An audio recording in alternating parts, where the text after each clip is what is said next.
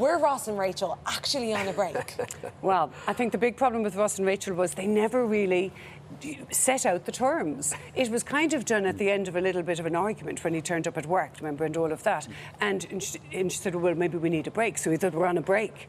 But Ross thought they were on a break. It's not. It wasn't clear enough. I mean, a real break is where you agreed the break. That's true. And that was why it always went on and on in the show, that Ross would always say, but we were on a break. We're on a break.